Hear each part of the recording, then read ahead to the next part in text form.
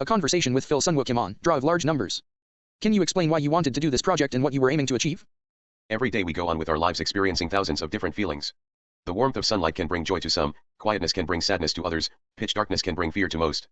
But why do we like something? What makes us like certain things but not others? Some preferences can be hard-coded into our DNA, while others could be derived from childhood memories. In any case, it is extremely hard to pinpoint the exact reasoning for our predilections. However, I think there are some parts of what we like that are distinctly identifiable and quantifiable. Take the golden ratio for example. The ratio appears within many patterns in nature, and many artists have claimed that using this ratio is aesthetically pleasing to the eye. If such a ratio exists and have been scientifically proven, then there must be physical and visual characteristics that trigger my innate preferences and contribute to why I like something. By completing the draw of large numbers, I hope to identify physical and quantifiable aspects that I am attracted to. While not everything can be identifiable, i.e., memory, smell, feelings, by gathering enough quantifiable characteristics from the subjects, I believe I will get one step closer in identifying physical attributes that I am drawn to.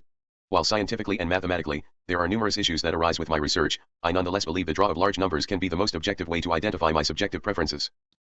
Can you expand on the reason why you have chosen doors as the subject of your project? And what do doors mean or represent for you? I chose doors as the subject for the draw of large numbers due to the large quantity available, their variety and their ease of access. Doors do not represent or mean anything for this project.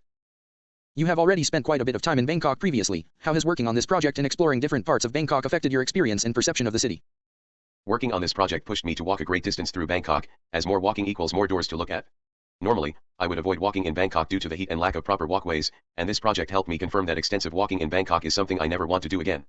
To find more doors to extract data from, I found myself going from the bigger streets into the smaller swaths, as I realized there are more interesting doors to be found in the smaller streets. Sometimes, I would look on Google Maps to find a part of Bangkok that looks like a cluster of small homes, take a motorbike to the location, and conduct my research. I feel that my research took me to some parts of Bangkok that foreigners typically never experience. How has the current pandemic situation affected your artistic practice and your plan for the residency? The current situation has made me move to a more flexible method of research and creating. While my previous works have mostly been with wood and ceramics, I use this residency as an opportunity to use more technology, giving me flexibility with working location and providing me with a self-satisfying output. In this project, you are trying to explore personal preferences which are quite subjective to yourself. How do you imagine the audience might relate to your work?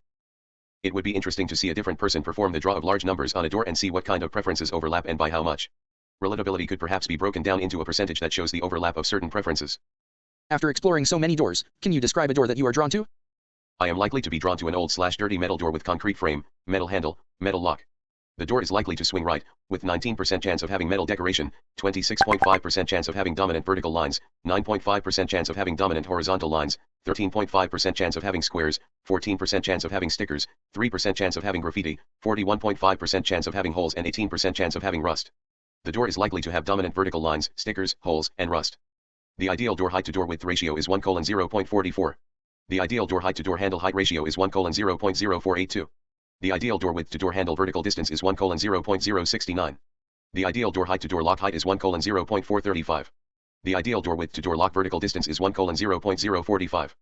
The ideal RGB color range, with a 95% confidence interval, for door color is R130-145, G122-138, B, 117 to 133. The ideal RGB color range, with a 95% confidence interval, for frame color is R148-167, G148-165, B, 143 to 161. The ideal RGB color range, with a 95% confidence interval, for handle color is R130-150, G127-146, B, 120 to 140. The ideal RGB color range, with a 95% confidence interval, for lock color is R124-142, G119-137, B, 111 to 129. How do you see this project developing further after the residency period? What other objects might you be interested in exploring? As of this moment I have no plans on continuing this project as I feel quite burned out with the data input process. Perhaps in the future, if there is a way that I can quickly pull data from my subjects, i.e., coded extraction, deep learning, as opposed to the current process of individually going through each subject and manually collecting data, then I may think about continuing the project. The draw of large numbers can be continued by 1. Gathering more data on doors and identifying an even closer quantifiable characteristic I am attracted to, 2. Choosing a different subject to gather data and analyze. I think that performing the draw of large numbers on abstract paintings can be interesting, as it is a category of art people often have a hard time explaining why they like.